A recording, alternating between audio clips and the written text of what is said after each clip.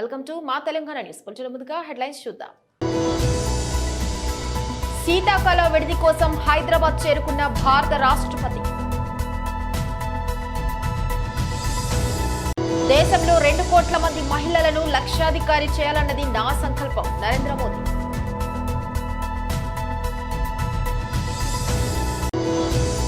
ప్రభుత్వ ఆస్తులు కాపాడుకునే బాధ్యత అధికారులకు లేదా అని ప్రశ్నించిన డాక్టర్ చదలవాడ.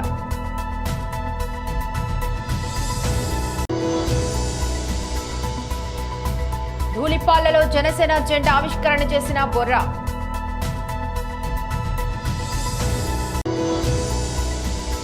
గురజాల నియోజకవర్గంలో శాసన మండలి సభ్యులు ప్రభుత్వ విప్ జంగా కృష్ణమూర్తి బల ప్రదర్శన నిర్వహించారు.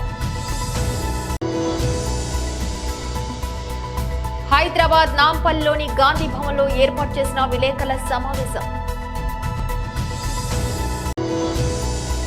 పోషకాహారాలైన చిరుధాన్యాలను, సీ ఫుడ్లను ఆహార పంపిణీ వ్యవస్థ కింద చేర్చే యోచనలో అసలు కేంద్రం ఉందా? గన్నవరం విమానాశ్రయం చేరుకున్న జనసేనాని శ్రీ పవన్ కళ్యాణ్. గన్నవరం విమానాశ్రయం చేరుకున్న జనసేనాని శ్రీ పవన్ కళ్యాణ్.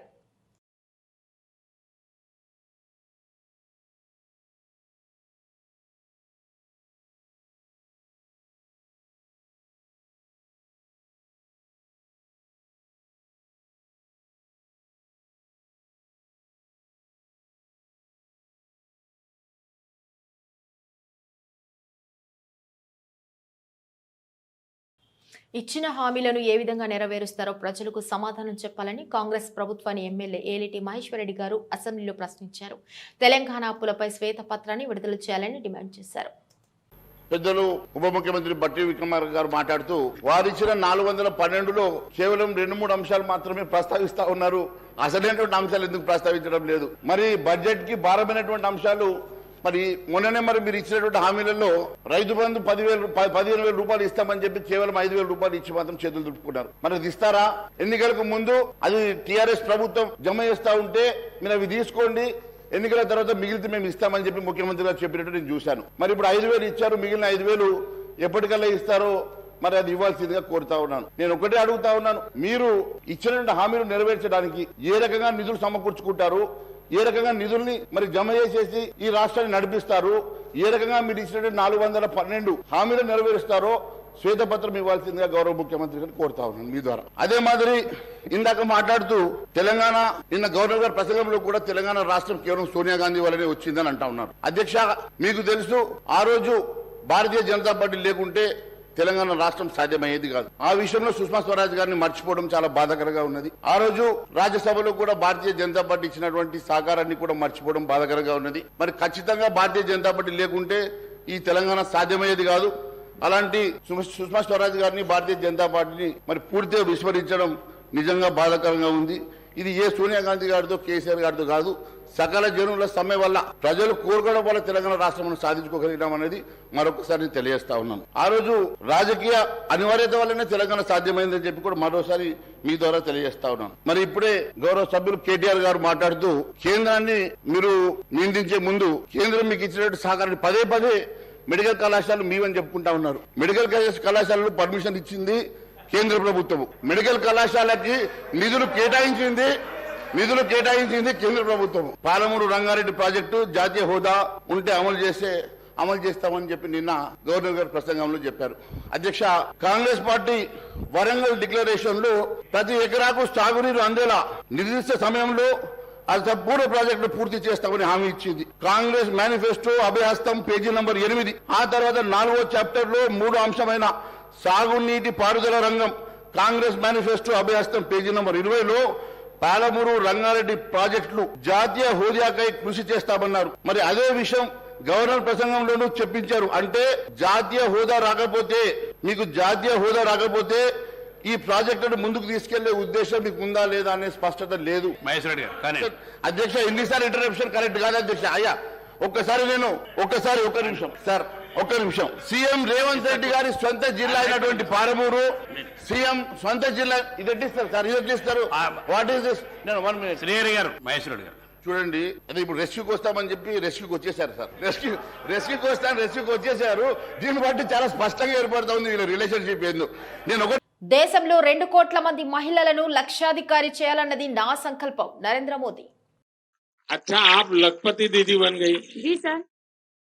अब मेरा सपना है, जी सर। और मैं यहाँ जो बहनें बैठी हैं उनको भी बताना चाहता हूँ, जी सर। मेरा संकल्प है कि मैं देश में, गांवों में जी सर। आप जैसे परिवार की जो माताएं बहनें हैं, इस देश में 2 करोड़ माताओं बहनों को मुझे लखपति बनाना है। तो आपकी बात जब सुनेंगे ना, तो लोगों को विश्वास हो जाएगा कि हाँ, लखपति दीदी बन सकते हैं। सर, ये कहने की बात नहीं है, हम लोग बोल नहीं पाते हैं। हमारी तरह बहुत सारी दीदियां हैं सर, जो समूह के माध्यम से जुड़कर आत्मनिर्भर बनी है और लखपति दीदी बनी है सर।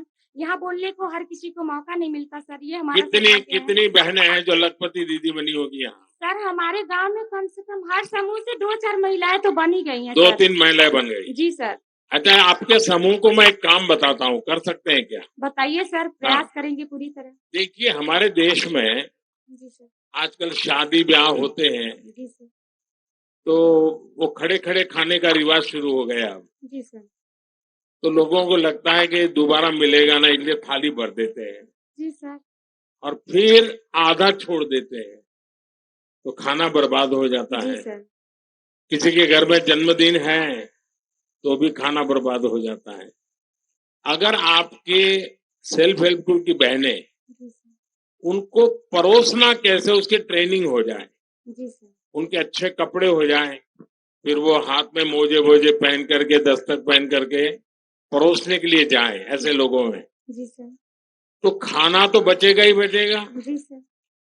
जो लोग आते हैं उनको भी अच्छी सर्विस मिल जाएगी, जी सर। आपकी बहनों को कमाई हो जाएगी। जी सर।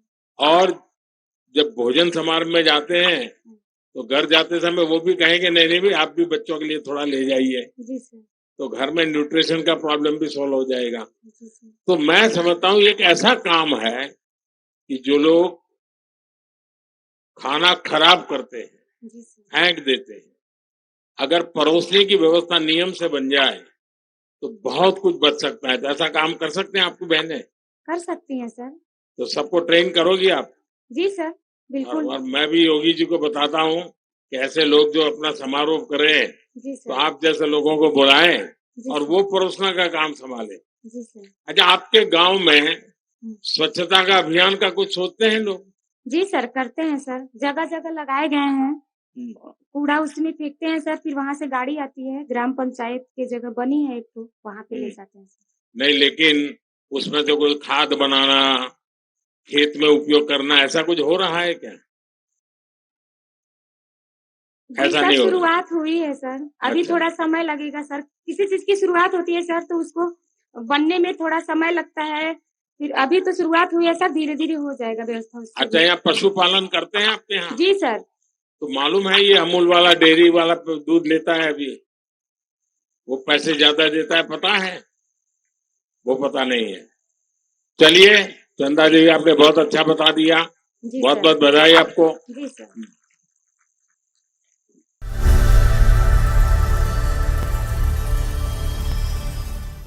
డీటెయిల్ చూస్తే గురజాల నియోజకవర్గంలో శాసన మండలి సభ్యులు ప్రభుత్వ విప్ జంగా కృష్ణమూర్తి బల ప్రదర్శన నిర్వహించారు. పల్నాడు జిల్లాలో బడుగు బలహీన వర్గాలకు పెద్ద దిక్కుగా ఉంటూ 1999 నుంచి 2004లో శాసనసభ సభ్యుడిగా పనిచేసి జిల్లాలోని ప్రతి గ్రామంలో కూడా పేరు పెట్టి పిలవగలిగే పరిచయాలున్న ఏకైక నాయకుడు జంగా కృష్ణమూర్తి.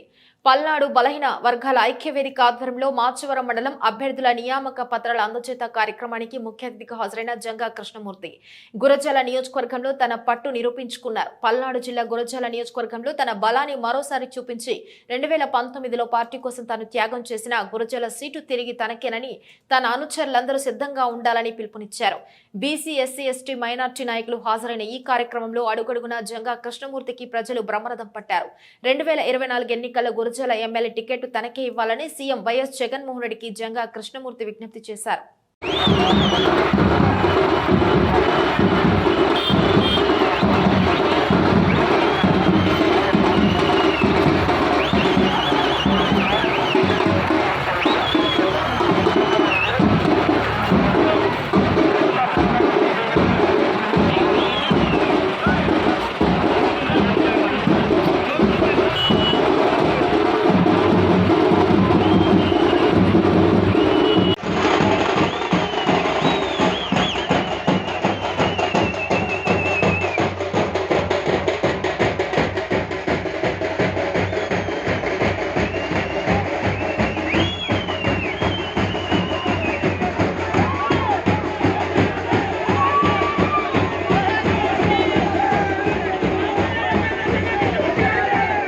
హైదరాబాద్ నాంపల్లిలోని గాంధీ భవన్లో ఏర్పాటు చేసిన విలేకరుల సమావేశంలో పీఏసీ కన్వీనర్ షబ్బీర్ అలీ మీడియాతో మాట్లాడుతూ ఎంపీ ఎన్నికలకు కాంగ్రెస్ పార్టీ సిద్ధమవుతున్నట్లు తెలిపారు. తెలంగాణలో పార్లమెంట్లకు ఇన్ఛార్జీలను ఏఐసీసీ కమిటీ నియమించినట్లు తెలిపారు. సోనియా గాంధీని తెలంగాణలో పోటీ చేయాలని టీపీసీసీ తీర్మానం చేసినట్లు తెలిపారు. వరంగల్ జిల్లా ఇన్ఛార్జిగా మంత్రి కొండా సురేఖను నియమించినట్లు షబ్బీర్ అలీ తెలిపారు. మన సంపత్ గారు మరియు శేషసేనారెడ్డి గారు ఇద్దరు కూడా పిఎస్సి మెంబర్స్, ముగ్గురం కలిసి ప్రెస్ మాట్లాడుతున్నాం. ఈ Telangana Pradesh Congress political affairs committee ఈరోజు మల్లికార్జున్ గారి మన మాణిక్రావు ఠాకరే గారి అధ్యక్షతన ఈ యొక్క సమావేశం దాదాపు 3 గంటలుగా చర్చించినాము.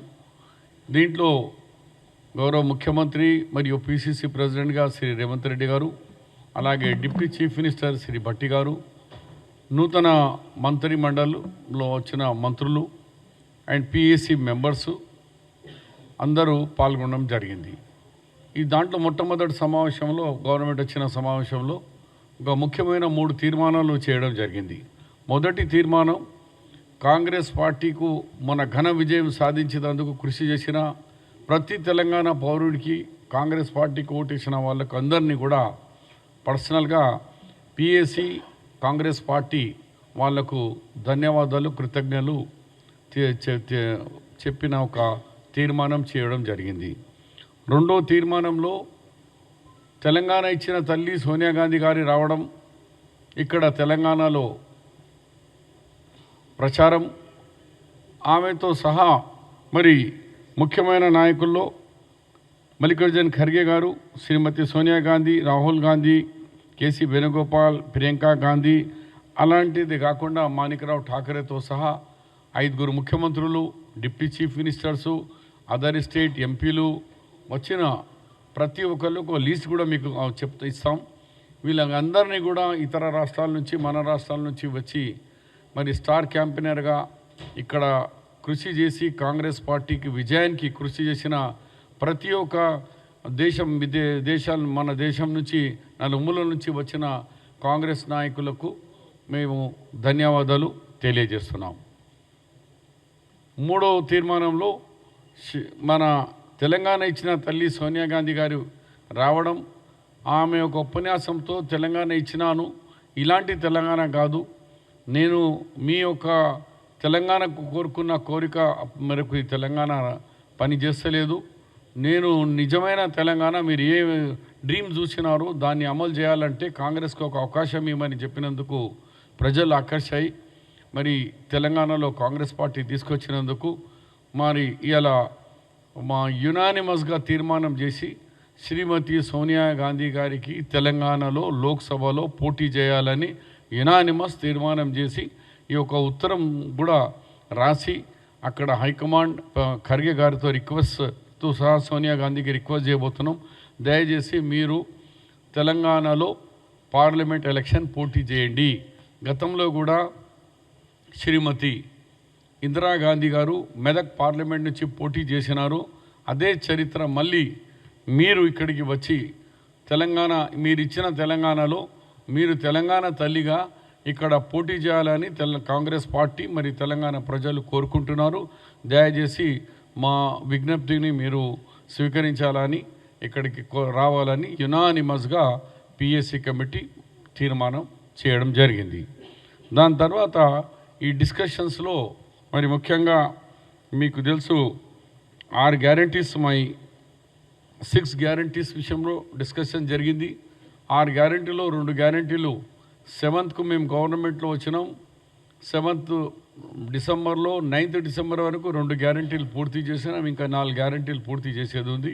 దాని విషయంలో ఏ డేట్స్లో ఎప్పుడు చేయాలా అది గౌరవ ముఖ్యమంత్రి గారు వెరీ సూన్గా అసెంబ్లీ జరిగే సమయంలోనే దీన్ని ప్రస్తావన తీసుకొస్తారు. ఎప్పటి నుంచి ఇతర గ్యారంటీలు ఎలా అమలు చేస్తాము ఇది ఎల్లుండి నుంచి పోషకాహారాలైన చిరుధాన్యాలను సీ ఫుడ్లను ఆహార పంపిణీ వ్యవస్థ కింద చేర్చే యోచనలో అసలు కేంద్రం ఉందా? వీటిని చేర్చే అంశం 2019 నాటి నీతి ఆయోగ్ పత్రంలో ఉన్నదే, కానీ ఎందుకు అమలు చేయటం లేదు? దేశంలో పిల్లల ఆరోగ్య భద్రతకు ఉపకరించే వీటి చేరికలపై చర్యలేంటి?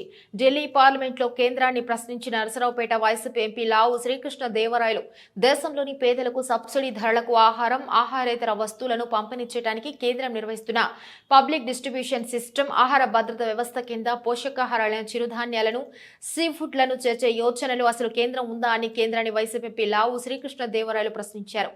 ఈ పథకం కింద వీటిని నిర్వహించే అంశంగా 2019 నాటి నీతి ఆయోగ్ పత్రాల్లో ఉన్నదేనని, అయినా దీనిని ఎందుకు అమలు చేయడం లేదో చెప్పాలని ప్రశ్నించారు. గతంలో ఉన్న ప్లానింగ్ కమిషన్ పూర్తిగా రద్దు చేసి నీతి ఆయోగ్ ను తెచ్చినట్లు, ప్లానింగ్ కమిషన్ అప్పుడు ఏమైనా చేర్చి ఉంటే పరిశీలన అధ్యయనం చేస్తామని మంత్రి వివరణ ఇచ్చారు. ముతక ధాన్యాలు, బియ్యం, గోధుమ ధాన్యాలు వంటివి PMGKYలోని పీడిఎస్ ద్వారా కేంద్రం పేదలకు ఉచితంగా అందిస్తుందని, వీటికంటే అదనంగా ప్రజా ప్రయోజనాల కోసం రాష్ట్రాలు పోషకాహార ఆధారిత ప్రణాళికలు, పథకాలను రూపొందించుకోవచ్చునని మంత్రి పేర్కొన్నారు. కోవిడ్ సంక్షేమం దృష్ట్యా ఉచిత ఆహార ధాన్యాల కేటాయింపు సాధారణ కేటాయింపులకు అదనంగా జరిగిందన్నారు. Somehow in the answer there is no mention of seafood in the whole answer, sir. So again through you I am asking it in this house, sir, whether government is looking at including nutrient rich foods like seafood to mitigate stunting, underweight and iron deficiency in the children of this country, sir. माननीय अध्यक्ष महोदय, मैं संसद सदस्य का जवाब दूं उसके पहले मैं माननीय प्रधानमंत्री जी का अभिनंदन करना चाहती हूँ। जो गरीबों का भोजन माना जाता था, रागी, बाजरा, ज्वार अधिकांश ये गांव के लोगों का भोजन था, जिसमें आपके प्रदेश में सबसे ज़्यादा बाजरा होता है। माननीय सदस्य ने फिश के लिए कहा है, तो माननीय अध्यक्ष महोदय मैं अवगत कराना चाहती हूँ, राज्य सरकारें जो भी फूड जोड़ना चाहें खाद्यान्न में वो जोड़ सकते हैं। फिश के लिए उन्होंने कहा राज्य सरकारों का विषय है, जोड़ सकते हैं। नहीं, राज्य सरकार कैसे जोड़ सकती है माननीय मंत्री जी?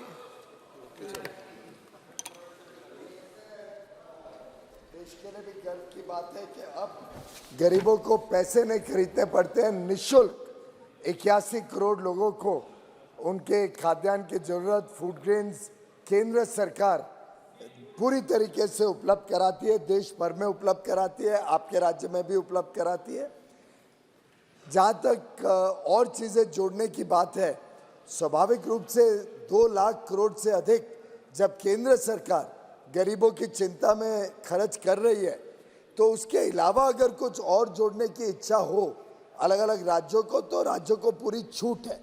केंद्र सरकार का जहाँ तक सवाल है, हमने ये छूट दे रखी है कि अगर वो मोटा अनाज, श्रीअन्न, कोर्स ग्रेन या मिलेट्स अगर देना चाहे चावल और गेहूं के बदले, तो वो उसको स्वैप किया जा सकता है। तो उसको क्या राज्य सरकार खरीदे या FCI को ऑर्डर देके खरीदवाए और उसको स्वैप कर सकती है। लेकिन अन्य कोई पदार्थों को जोड़ने का आज की तारीख में ऐसा कोई प्रस्ताव ना केंद्र सरकार के सामने है। और मेरे ख्याल से जो एक सामान्य ज़रूरतें हैं वो फूड ग्रेन के माध्यम से गरीबों की पूरी करी जा रही है। ये भी एक बहुत बड़ी राहत है। हमने कोविड में भी देखा, उसको 2 गुना करके आज ये संतुष्टि है पूरे देश को कि एक भी व्यक्ति भूखमरी के कारण नहीं मरता है। और बाकी वस्तुओं में अलग अलग प्रदेश अपने स्वेच्छता के हिसाब से काम कर सकते हैं।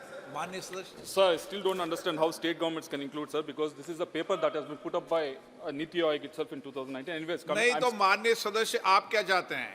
So I'm coming to the next question, sir.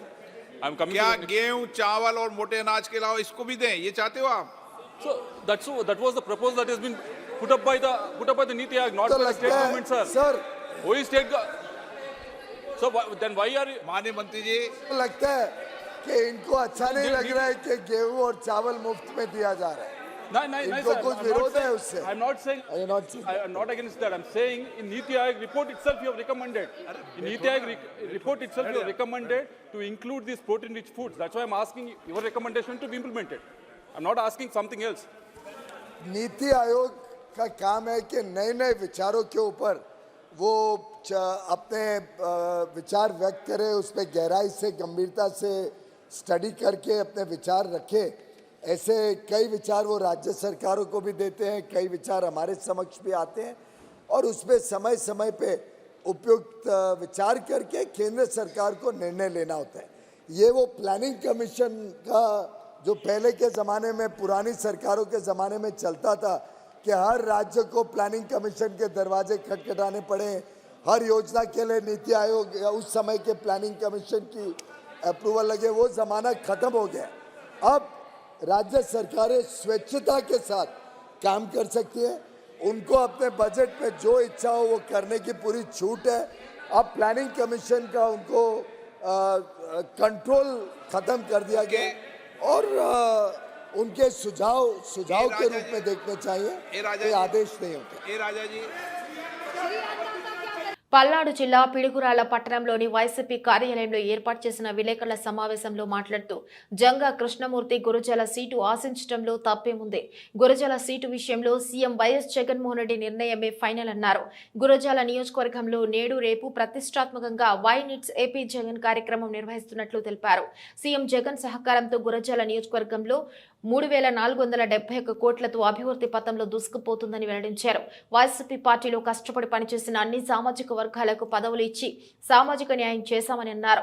MLC Janga Krishnamurthy senior నాయకుడు వచ్చే ఎన్నికల్లో గురజాల నియోజకవర్గం టికెట్ అడగటంలో తప్పేమీ లేదన్నారు. సీఎం వైఎస్ జగన్మోహన్ రెడ్డి చేసిన సర్వే రిపోర్టులు గురజాల మళ్లీ ఎమ్మెల్యేగా నేను గెలవటానికి 61% గ్రూపు ఉందని సర్వే రిపోర్టు మీడియాకు చూపించారు. చిన్న చిన్న లోపాలుంటే సరిచేసుకుంటామని అన్నారు. అందరికీ ఆదర్శంగా ఉండేందుకు మహానేతల విగ్రహాలను ఏర్పాటు చేస్తామని అన్నారు. ఇప్పటికే మీరు చూస్తున్నారు, జగన్మోహన్ రెడ్డి గారు గతం కన్నా విభిన్నంగా సర్వేలు 1-3 సార్లు సర్వేలు చేయటం, ఎవరు నిలబడాలి, ఏం చేయాలి. ఎందుకంటే ఈ నియోజకవర్గంలో మీరు చూస్తే మిగతా నియోజకవర్గాలకి ఈ నియోజకవర్గానికి ఉన్న వ్యత్యాసం ఏంటంటే, మిగతా నియోజకవర్గాల్లో 1-2 క్యాండిడేట్లు ఉండొచ్చు. బహుశా ఇక్కడ నేను కృష్ణమూర్తి గారే కాదు, 3, 4, 5, 6 ఉన్నారు. ఏది ఎమ్మెల్యే స్థాయి సీట్ అడగగలిగిన. సో అడగడానికి ఎవరైనా అడగచ్చు. అల్టిమేట్లీ పార్టీ ఉంది, వ్యవస్థ ఉంది. జగన్మోహన్ రెడ్డి గారు ఇప్పుడే క్షుణ్ణంగా మా అందరికి ఎమ్మెల్యేలకి అందరికి కూడా చెప్పారు, సర్వేలు చేస్తాం. సర్వేల ప్రకారం మరి విభిన్న ఛానల్స్లో అది తెలుసుకొని ఎవరికి సీట్ ఇవ్వాలనేది మరి అది జగన్మోహన్ రెడ్డి గారు నిర్ణయిస్తారు. ఇప్పుడు మీరు చూడాల్సింది ఏంటంటే, ఇక్కడ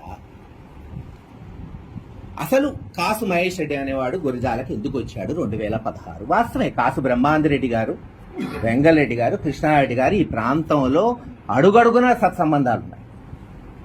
నేను హైదరాబాద్, చెన్నైలో ఎడ్యుకేషన్ పూర్తి చేసుకుని 20 ఏళ్ల క్రితం రాజకీయాల్లోకి వచ్చాను. ఒక సామాన్య కార్యకర్తలా పనిచేశాను దాదాపు 19 వరకు నర్సరావుపేట. కానీ 2016లో జగన్మోహన్ రెడ్డి గారు ఆహ్వానం మేరకు ఆ రోజు మరి వాస్తవంగా మీరు చూస్తే వైఎస్ఆర్సీపీ పార్టీ నుంచి ఎమ్మెల్యేలు వెళ్ళిపోతున్నారు. జగన్మోహన్ రెడ్డి గారు రెక్కల కష్టంతో గెలిపించుకున్న ఎమ్మెల్యే. ఆ రోజున ఆయన ఆహ్వానం మేరకు ఒకటే ఎజెండా, జగన్మోహన్ రెడ్డి గారు మళ్ళీ ముఖ్యమంత్రి అవ్వాలి, ఈ ప్రాంతం బాగుండాలని పార్టీలో జాయిన్ అయ్యారు. నేను ఏ సీటు ఆశించాలి ఆ రోజు. కానీ జగన్మోహన్ రెడ్డి గారు ఒకటే చెప్పారు, నువ్వు గురజాల పోవాలి, నా తమ్ముడు గురజాలలో నిలబడతాడు, మరి గురజాలని సెట్ చేయాలి. ఎందుకంటే ఆ రోజు ప్రత్యేక పరిస్థితులు గురజాల్లో ఉన్నాయి. దుర్మార్గం పెట్టరేగిపోతుంది, అక్రమ మైనింగ్, పేకాట క్లబ్బులు, గంజాయి. ఒక ప్రతిపక్షంగా వైఎస్ఆర్సీపీ పార్టీ ఏది గళం విప్పినా అక్రమ కేసులు, వాళ్ళని స్టేషన్లో వేసి కొట్టడం, భయభ్రాంతులు సృష్టించటం. ఇలా వాళ్ళని ఒకడిని కొట్టామంటే ఇంకోడు గళమెత్తడు అనేది ఆ రోజు తెలుగుదేశం నాయకులు కానీ ఎరపతినేని శ్రీనివాసరావు గారు కానీ చేసింది. ఉదాహరణకి ఇక్కడే ఉన్నాడు గురువాచారి, అందరికీ తెలుసు ఆ రోజున ఆయనకి టీడీపీ నాయకులకి ఏం పర్సనల్ గా రైవలరీ ఏం లేదుగా, ఆస్తి తగాదానో కుటుంబ తగాదో లేదు. కేవలం అక్రమ మైనింగ్ జరుగుతుందని పబ్లిక్ ఇంట్రెస్ట్ లిటిగేషన్ వేసినందుకు పోలీస్ స్టేషన్లు వేసి తుక్కుబడగొట్టి అసలు ఇంకో నాయకుడు అటువైపు తిరిగి చూడలేని పరిస్థితి. 3 నెలలు ఆయన ఇంటికి పోవాలన్నా భయపడే పరిస్థితి తీసుకొచ్చారు. స్వయాన ముఖ్యమంత్రి గారు నన్ను పంపించేటప్పుడు చెప్పాడు, సరస్వతి భూములు ఈ ప్రాంతంలో ఫ్యాక్టరీ పెట్టి ఒక మంచి పని చేయాలని ఒక మంచి ఉద్దేశంతో జగన్మోహన్ రెడ్డి గారు ఇక్కడ భూములు సేకరిస్తే ఆ భూముల మీద దాడి, ప్రైవేట్ భూములు, అవేమి కంపెనీ భూములో గవర్నమెంట్ ల్యాండ్స్ కాదు, ప్రైవేట్ గా ఎక్వైర్ చేసి రైతులకు డబ్బులు ఇచ్చిన భూములో తెలుగుదేశం గూండాలు పోయి ఏది ప్రతిపక్ష నాయకుడు ఆస్తుల మీద అటువంటి పరిస్థితిలో హైదరాబాద్ పాత బస్తీలో రియల్ ఎస్టేట్ వ్యాపారాన్ని అతి దారుణంగా చంపేశారు గుర్తు తెలియని దుండగులు. హైదరాబాద్ పాత బస్తీలో నిన్న రాత్రి దారుణ హత్య జరిగింది. ఐఎస్ సదన్ పిఎస్ పరిధిలోని రామచంద్రనగర్లో రియల్ ఎస్టేట్ వ్యాపారిని గుర్తు తెలియని వ్యక్తులు హత్య చేశారు. ఇంటి బయట కూర్చున్న రియల్ ఎస్టేట్ వ్యాపారిని 6 వ్యక్తులు అతి దారుణంగా వేట కొడవలతో నరికి చంపారు. పోలీసులు కేసు నమోదు చేసి దర్యాప్తు చేపట్టారు.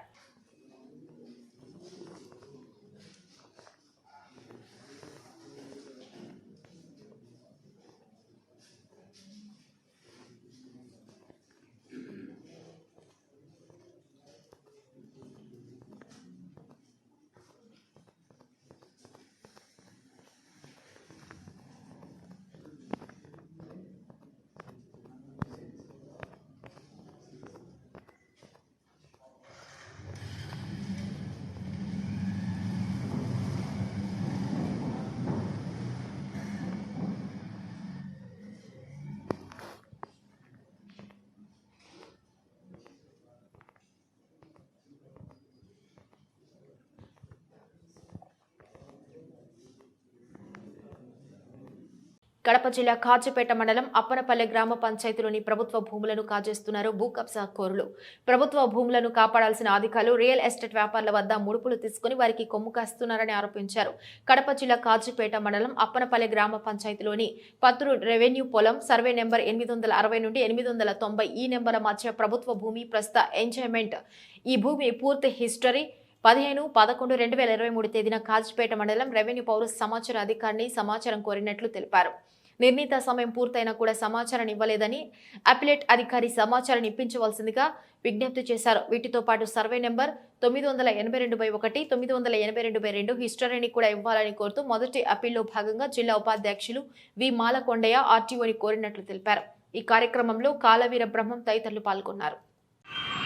నా పేరు వి మాలకొండయ్య, ప్రజా సంకల్ప సొసైటీ నుంచి ఆర్టీఐ జిల్లా ఉపాధ్యక్షుడిగా పనిచేస్తున్నాను. కడప జిల్లా కాజీపేట మండలం అప్పన్నపల్లె గ్రామ పంచాయతీకి చెందినటువంటి వీరబ్రహ్మం గారు గత నెలలో ఎంఆర్ఓ గారికి పత్తూరు రెవెన్యూ పొలం సర్వే నెంబర్ 860-890కి సంబంధించిన పూర్తి వివరాలు ఇవ్వమని చెప్పేసి ఎంఆర్ఓ గారిని కోరడం జరిగింది. అయితే ఉదయభాను గారు గతంలో ఎన్నిసార్లు సమాచారం కోసం ప్రయత్నం చేసినా కూడా సమాచారం ఇవ్వకపోగా ఇస్తామంటూ మొదలుపెడుతూ పంపించినటువంటి సంఘటనను మేము చూస్తూ వచ్చాము. ఈ క్రమంలో వీరబ్రహ్మం గారిని ఆర్టీఓ గారికి ఫస్ట్ అప్పీల్ చేయమని చెప్పేసి త్వరగా ఆయన ఈరోజు ఆర్టీఓ గారికి ఫస్ట్ అప్పీల్ చేయడం జరిగింది. అయితే మేమైతే ఒకటే కోరుతున్నాం, సమాచారం అడిగిన వెంటనే చట్టపరిధిలో సమాచారం ఖచ్చితంగా ఇవ్వాల్సింది అని చెప్పేసి మేము కోరుతాము. దీనికి సంబంధించిన తదుపరి వివరాలన్నీ వీరబ్రహ్మం గారు తెలియజేస్తాం. నా పేరు కాలా వీరబ్రహ్మం, రంగాపురం గ్రామం, అప్పనపల్లి పంచాయతీ, కాజీపేట మండలం. నేను గత నెల 15/11/2023న ఎంఆర్ఓ గారికి పత్తూరు రెవెన్యూ పొలం సర్వే నెంబర్ 860 నుండి 890 వరకు గల ప్రభుత్వ భూమి యొక్క వివరాలు కావాలని అడిగినాను. అయినా వారు స్పందించకపోవడం వల్ల మన మాలకొండయ్య గారు ఆర్టీఐ ఈయన సలహా మేరకు ఆర్టీఓ గారి అప్లేట్ అధికారి అయిన ఆర్టీఓ గారిని కలవడం జరిగింది. అప్లేట్ అధికారికి ఈ సమర్పించడం జరిగింది. దయచేసి మాకు ఈ సమాచారాన్ని వీలైనంత తొందరగా ఇవ్వాలని అధికారులను కోరుతున్నాను. పల్నాడు జిల్లా వినుకొండ మండలం నడిగడ్డ గ్రామంలో నిన్న వైఎస్ఆర్ కాంగ్రెస్ పార్టీ కార్యకర్తలు అరాచకం సృష్టించారని, తెలుగుదేశం పార్టీకు అనుకూలంగా పనిచేస్తున్నారన్న నెపంతో కక్ష పెట్టుకుని లెక్కల వెంకటేశ్వర్లకు సంబంధించిన ఎకరం మిర్చి పంటను నాశనం చేసి వైఎస్ఆర్ కాంగ్రెస్ పార్టీ జెండాలు పాతిన గుర్తు తెలియని వైఎస్ఆర్ కాంగ్రెస్ పార్టీ కార్యకర్తలు ఈ రోజు టీడీపీ, సిపిఐ నాయకులు కలిసి ఆ రైతుని పరామర్శించారు.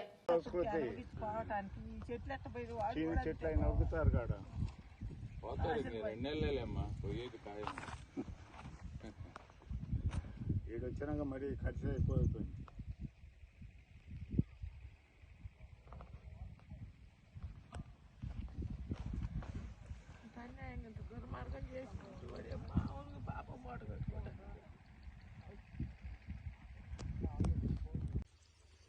మేము దాదాపు 45 సంవత్సరాల నుంచి కూడా ఈ నియోజకవర్గంలో తిరుగుతా ఉన్నాం. మొట్టమొదట శివయ్య పులుపుల శివయ్య గారు ఎమ్మెల్యేగా అయినారు ఇక్కడ మాకు తెలిసినప్పుడు. అక్కడి నుంచి కూడా జయప్రద గారు కానీ అక్కడి నుంచి కూడా ఎవరు ఎమ్మెల్యే అయినా కూడా ఇలాంటి ఘాతపు చర్యలకు ఎవరు తీసుకొని ఎరగరు. ఈ యొక్క నియోజకవర్గాన్ని ఈ 4 సంవత్సరాల నుంచి కూడా నియోజకవర్గ స్వభావాన్ని మార్చినటువంటి ఘనత బొల్లా బ్రహ్మనాయుడు గారిదని కూడా మనం చేస్తాం.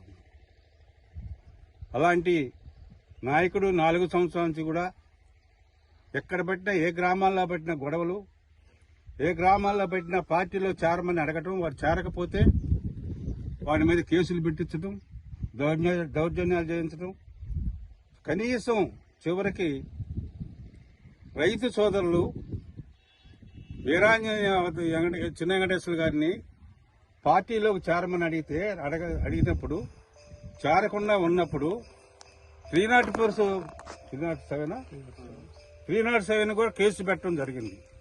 ఆనాటి నుంచి కూడా ఇప్పటి వరకు కూడా వాళ్ళు వీళ్ళ మీద కక్ష కట్టి వాళ్ళు నిన్న వాయిదాకి వెళ్ళి వచ్చేసరికి ఈ యొక్క ఆ నైటే ఈ అగాత్యం జరిగినటువంటి సందర్భం మీ అందరికీ తెలిసినటువంటి విషయమే. మరి బ్రహ్మనాయుడు గారు మరి ఇలాంటి రైతుల మీద కూడా, పేదల మీద, రైతుల మీద, మరి వ్యవసాయదారుల మీద, వ్యాపారస్తుల మీద, అందరి మీద కూడా మరి ఈ రకంగా దౌర్జన్యాలు చేస్తూ ఈ నియోజకవర్గాన్ని బస్సు పట్టించినటువంటి సందర్భం మనందరం తెలుసుకోవాలి. ముఖ్యంగా ఈ యొక్క ఇనుకొండ మండలం నడిగడ్డ గ్రామంలో మరి వాడెప్పుడు కూడా వివాదాలకు ఎడంగా ఉంటారు. అలాంటి సౌమ్యమైన గ్రామాల్లో ఇలాంటి చిచ్చులు పెట్టి వాళ్ళ పార్టీ వాళ్ళని రెచ్చగొట్టి వాళ్ళ పార్టీ వాళ్ళకి మందు పోసి పంపించి ఈ యొక్క కార్యక్రమాన్ని మరి మంచి పవనానికి మంచి యవనంలో ఉన్నప్పుడు ఈ పైరుని మరి దారుణంగా పీకేయటం అంటే ఇవాళ నెలకి ఎకరానికి వచ్చేసరికి దాదాపు 70-80 వేలు పెట్టుబడి పెట్టుంటారు. ఇప్పుడు కూడా ఈ టైంలో మరి 70-80 వేలు నష్టపోయినట్టేను. కాబట్టి గవర్నమెంట్ తగు చర్య తీసుకొని నెలకి ఒక ఎకరానికి వచ్చేసరికి 1,00,000 రూపాయలు వాళ్ళకి మరి ఇవ్వాలని డిమాండ్ చేస్తూ ఈ యొక్క మరి కమ్యూనిస్ట్ పార్టీల ద్వారా కానీ, తెలుగుదేశం పార్టీ ద్వారా కానీ మేమందరం కూడా వారి గనక 1,00,000 రూపాయలు ఇవ్వకపోతే మేమందరం కూడా మిత్రపక్షాల తరఫున మరి నిరాహార దీక్షకైతే కానీ మేము పూనుకుంటామని చెప్పి మనం చేస్తూ నాకు ఈ అవకాశం మీ అందరికీ కూడా హృదయపూర్వక నమస్కారం తెలియజేస్తూ సెలవు తీసుకుంటాను. ఈరోజు ఇనుకొండ మండలం నడిగడ్డ గ్రామంలో ఎక్కల చిన్న వెంకటేశ్వర్లని సన్నకారు రైతు మరి 2 ఎకరాలు మిర్చి తోట వేయటం జరిగింది. మరి వారు రాజకీయంగా ఒక పార్టీకి సంబంధించినటువంటి వ్యక్తిగా ఉన్నటువంటి సందర్భంలో ఇప్పుడున్నటువంటి అధికార పార్టీ వారు పార్టీ మారమని ఒత్తిడి చేయటం, వారు పార్టీ మారకుండా తెలుగుదేశం పార్టీకి సానుభూతి పరుడుగా ఉంటూ గ్రామంలో పార్టీకి కృషి చేస్తున్నటువంటి సందర్భంలో అది మరి వైఎస్ఆర్ పార్టీకి సంబంధించినటువంటి నాయకులు ఆ విషయాన్ని దృష్టిలో పెట్టుకొని మరి అతని పొలం మీద మరి పచ్చని పైరుని నాశనం చేద్దామనే ఒక దురుద్దేశంతో ఆ పొలం పంటని నాశనం చేసి అక్కడ మరి జెండాలు పెట్టడం కూడా మరి ప్రత్యక్షంగా మరి చాలా దుర్మార్గమైన చర్య. ఈ నియోజకవర్గంలో ఇంతవరకు వినుకొండ నియోజకవర్గంలో ఇలాంటి సంఘటనలు మరి గతంలో ఎప్పుడు కూడా జరిగినటువంటి సందర్భం లేదు. అనేక మంది శాసనసభ్యులు మన నియోజకవర్గంలో మరి గత స్వాతంత్రం వచ్చిన తర్వాత ఇప్పటికీ 17 సార్లు ఎన్నికలు జరిగి 17 మంది శాసనసభ్యులు మరి గెలిచినటువంటి సందర్భం. ఏ పార్టీ వాళ్ళైనా మరి గ్రామాల్లో మరి ఎన్నికలప్పుడే మరి రాజకీయాలు మాట్లాడుకోవటం, ఎన్నికలప్పుడే రాజకీయాలు ఉండటం తప్ప ఆ తర్వాత అందరూ కలిసిమెలిసి ఏ కులమైనా మరి ఎవరైనా కూడా అందరూ అన్నదమ్ముల్లాగా మరి అందరూ కూడా సోదరభావంతో వరుసలతో పిలుచుకొని అందరూ కూడా గ్రామాల్లో ఐకమత్యంగా ఉన్నటువంటి పరిస్థితుల్లో గతంలో ఉన్నటువంటి సందర్భం. మరి అలా కాకుండా ఈ వైఎస్ఆర్ పార్టీ అధికారంలోకి వచ్చిన తర్వాత ఈ 4.5 సంవత్సరాల్లో రాష్ట్ర వ్యాప్తంగా జరుగుతున్నటువంటి దాడులు మరి మనందరికీ తెలుసు. ఎస్సీల మీద కానీ, ఎస్టీల మీద కానీ, రైతుల మీద కానీ, రైతు సోదరుల మీద కానీ ఎవరన్నా ప్రశ్నిస్తే వాళ్ళు గొంతు నొక్కటం, మరి భౌతికంగా దాడులు చేయటం మరి రాష్ట్ర వ్యాప్తంగా నిత్యకృతం జరుగుతున్నటువంటి సందర్భంలో చివరికి గ్రామాల్లో కూడా పచ్చని పైరు ఉన్నటువంటి పచ్చని స్నేహ వాతావరణం ఉన్నటువంటి గ్రామాల్లో కూడా ఇలాంటి దాడులు చేయటం అనేది చాలా దుర్మార్గమైన చర్య, చాలా హేయమైన చర్య. దీన్ని తెలుగుదేశం పార్టీ తరఫున పూర్తిగా ఖండిస్తున్నాం. మరి ఇటీవల మనం వినుకొండ పట్టణంలో చూసాం. మరి ఇప్పుడున్నటువంటి శాసనసభ్యులు శ్రీ బొల్ల బ్రహ్మనాయుడు గారు మరి దగ్గరుండి అక్కడ శాంతియుతంగా ధర్నా చేస్తున్నటువంటి తెలుగుదేశం పార్టీ నాయకుల మీద వినుకొండలో ఉన్నటువంటి రౌడీ మొక్కల్ని పోగు చేసి ఆయన గంట సేపు దగ్గరుండి మరి అక్కడ దాడి చేయించి గాయపరిచినటువంటి సందర్భం వినుకొండ పట్టణంలో చూసి. పల్నాడు జిల్లా మాచర్ల పట్టణంలోని అడ్వకేట్ కెనడీని సత్కరించిన జేబీపీ పార్టీ అధ్యక్షులు జెట్టిపాలెం వెంకటేష్ జాంబవరాజ్. పల్నాడు జిల్లా మాచర్ల పట్టణంలోని బహుజన ఉద్యమ నేత, బడుగు బలహీన వర్గాలను చైతన్యపరుస్తూ బలహీన వర్గాలకు అండగా ఉంటూ బహుజన సిద్ధాంతకర్తగా పేరొందిన అడ్వకేట్ కెనడీ డాక్టర్ బిఆర్ అంబేద్కర్ సిద్ధాంతాలను విశ్వసించే కాన్సీరామ్ ని కూడా 1994లో మాచర్లకు తీసుకొచ్చి సమావేశం నిర్వహించారు. అడ్వకేట్ కెనడీ నూతనంగా ఏర్పడిన బహు కళాకారుల రాజ్యాధికార పార్టీ జేబీపీ పార్టీకి అనుబంధ సంఘమైన బహుజన మహిళా సంఘం, రైతు కూలీ మహిళా సంఘం ఆధ్వర్యంలో అడ్వకేట్ కెనడీని ఘనంగా సత్కరించారు. ఈ కార్యక్రమంలో రామావత్ మ్యాంగోబాయ్, రాయపాటి జయమ్మ, డేగల శాంతి, ఖమ్మంపాటి దానం, దుర్గంపూడి రామకోటిరెడ్డి, రాయపాటి ప్రసాద్, ఆలేటి గురువయ్య, దేవల అంజలి, ఆలేటి సత్యం, ఆలేటి ఏసబు వాడితే, తిరుపతి నాయక్ తదితరులు పాల్గొన్నారు. ఈ రోజున మాచర్ల పట్టణంలోని బహుజన న్యాయవాదిగా గుర్తింపు పొందిన మా గురువుగా, బహుజనులందరికీ కూడా మా గురువే కెనడీ గారు న్యాయవాది అంటే, బడుగు బలహీన వర్గాలకు, బహుజనులకు నిదర్శనంగా మానేశ్రీ కాంశీరామ్ గారిని మరి 84లో 94లో ఇక్కడ బహిరంగ సభని ఏర్పాటు చేసి బహుజన సమాజ్ పార్టీ కోసం సైకిల్ యాత్రలు చేసి బహుజన సమాజాన్ని మేలుకొల్పిన మరి మానేశ్రీ కాంశీరామ్ గారి శిశువుడు మనకి ఈ రోజున మరి కెనడీ గారిని మేమందరం బహుజనులు గౌరవించుకోవటం.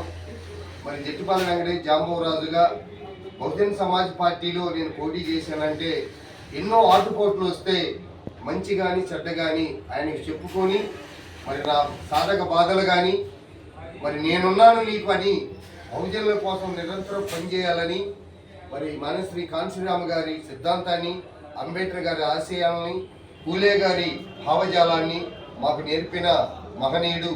ఈ రోజున కెనడీ గారికి మేము గౌరవంగా మరి ఆయన ఆరోగ్యరీత్యా యేసుప్రభు దయ వల్ల మరి ఈరోజు ఆపరేషన్ కూడా సక్సెస్ అయ్యి ఈరోజు మళ్ళీ మన ఆఫీస్కి వచ్చి బహుజనుల కోసం సేవ చేయడానికి ముందుంటానని మనకు హామీ ఇచ్చినందుకు ఆయన స్ఫూర్తితో మరి రాబోయే 2024లో కూడా స్వతంత్ర అభ్యర్థులుగా బహుజన సిద్ధాంతంతో జేబీపీ పార్టీ అని నేను ఒక నినాదాన్ని తీసుకెళ్తున్నాను.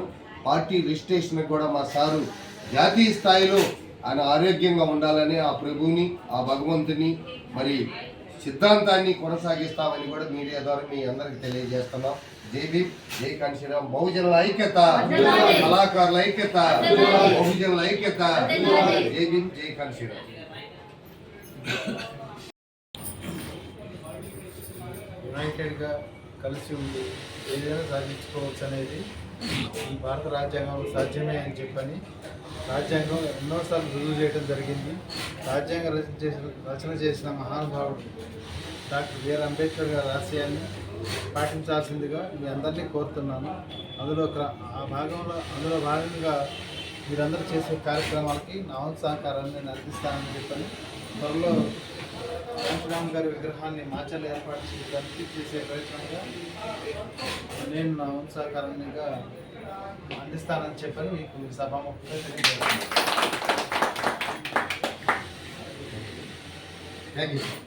బహుజనుల ఐక్యత, బహుజనుల ఐక్యత, కిరీడి గారి నాయకత్వం, కిరీడి గారి నాయకత్వం, కాంశీరామ్ గారి ఐక్యత, కాంశీరామ్ గారి ఐక్యత, మాన్యశ్రీ కాంశీరామ్ గారి ఐక్యత.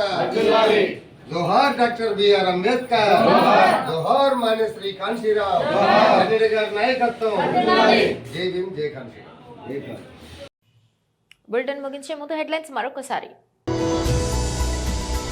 గురజాల నియోజకవర్గంలో శాసన మండలి సభ్యులు ప్రభుత్వ విప్ జంగా కృష్ణమూర్తి బల ప్రదర్శన నిర్వహించారు. హైదరాబాద్ నాంపల్లిలోని గాంధీ భవన్లో ఏర్పాటు చేసిన విలేకరుల సమావేశం. పోషకాహారాలైన చిరుధాన్యాలను, సీ ఫుడ్లను ఆహార పంపిణీ వ్యవస్థ కింద చేర్చే యోచనలో అసలు కేంద్రం ఉందా? గన్నవరం విమానాశ్రయం చేరుకున్న జనసేనాని శ్రీ పవన్ కళ్యాణ్. ఇవి బులెటిన్ అప్డేట్స్. మరొక బులెటిన్లో మళ్ళీ కలుసుకుందాం. అంతవరకు సెలవు. నమస్కారం.